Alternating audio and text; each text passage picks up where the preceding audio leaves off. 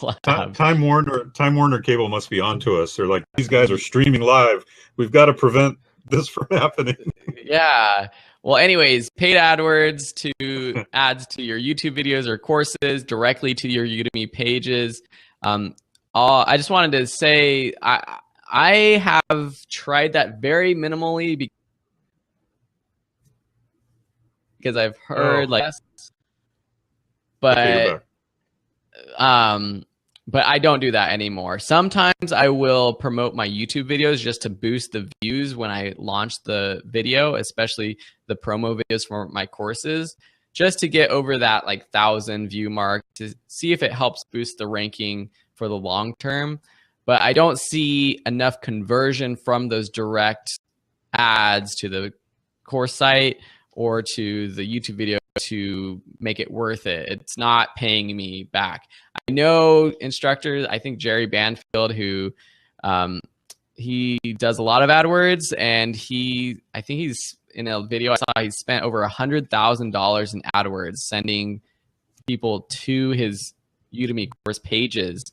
And from everything I've heard about sending ads to a page, you're not supposed to send it to a page. You're supposed to send them to your site to get them onto your list.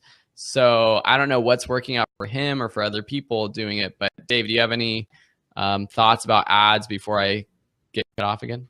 Yeah, same thing. Generally speaking, unless you have a high ticket product and you have good know, like, and trust factor where people know you, they like you, they trust you, it's very difficult to make paid advertising convert the right way straight to a Udemy course or even a course on another platform. There's just so many barriers to cross and so many obstacles for that person to go through before they know you enough, like you enough, and trust you enough to buy from you. And that's just, it doesn't even matter that it's a Udemy course. It could be anything. You could be selling t-shirts. I've tried selling t-shirts.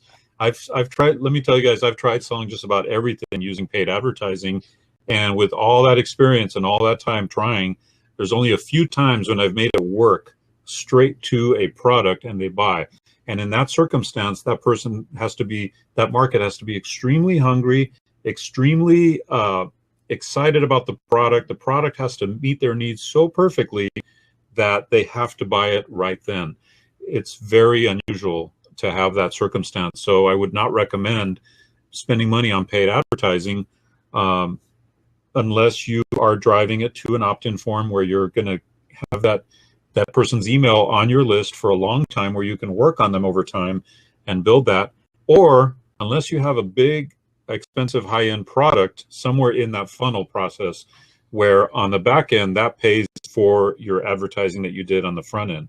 Case in point, my infomercial, we sold a $19.95 product on the front end. They lost money. The infomercial company lost about 60 to 80 bucks per sale on the front end. And by the way, they were making 12,000 sales a week. Okay, so do the math. It was a huge amount of loss on the front end. But then 2 weeks later, they would sell an expensive coaching package of $1,000 to $10,000. So that $1,000 to $10,000 sale, even though there were less of them than the $19.95, more than made up for the loss on the front end and paid a profit.